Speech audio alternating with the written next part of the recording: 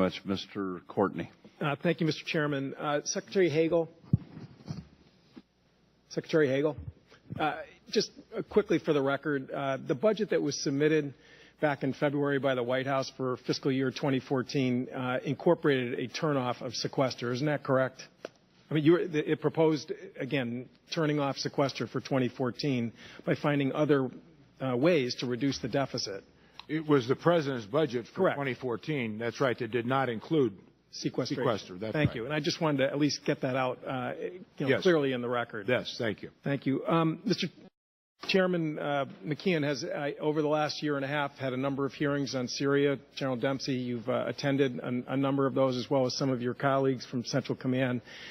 And in every instance, you have been very, I think, candid about the downside risk of almost every option that was posited in terms of a military response to Syria. When Secretary Kerry was sort of laying out his concerns about whether or not a UN mechanism to take control of the chemical weapons was really, it's got a lot of practical issues. I mean, frankly, you've been also very clear about the practical concerns about military force in terms of control of the chemical stockpiles. I mean, you wrote a letter on July 19th, just a couple months ago, to us, Senator Levin, where, again, you laid out the different options for military force in Syria. And in terms of control of chemical weapons, and even in the context of a limited strike, and I'm just quoting from your letter here on the efficacy of a limited strike, over time the impact would be the significant degradation of regime capabilities and an increase in regime desertions. Again, a lot of us read this stuff, which I'm sure in the public sometimes there's skepticism, but your warnings, I think, for a lot of us have been taken to heart. And what I think a lot of us struggle with is how can a policy rely on the Assad military to secure chemical stockpiles at the same time we're bombing that army? And again, you addressed this in the past, and a lot of us are trying to figure out what's changed here to give us that confidence level that we can count on the Assad regime to continue to control these stockpiles.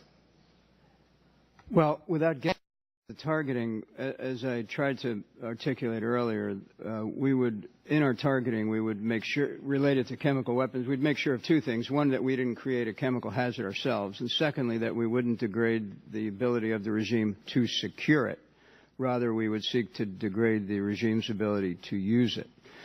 As far as the removal of chemical weapons, our assumption would be, in this new proposal, it would be a permissive environment in the sense that the regime would be willing to do that. So we wouldn't have to fundamentally fight our way in to seize control of chemical weapons.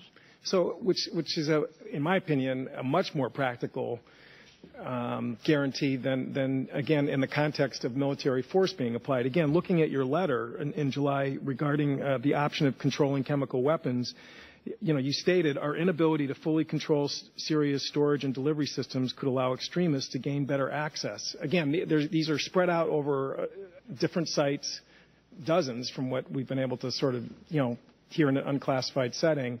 I mean, how do we have any confidence level about desertions or that the Nusra Front or others are going to overwhelm some installation with a lieutenant or a captain? I mean, again, that's where I think in my district, which, by the way, has the largest military installation in New England, as Senator Kerry knows, in southeastern Connecticut, the wall of skepticism is really focused on these very practical issues about the downside risk of trying to control these stockpiles in a kinetic military environment. Again, I think a UN-sponsored mechanism is something that is going to raise people's comfort level infinitely compared to use of military force.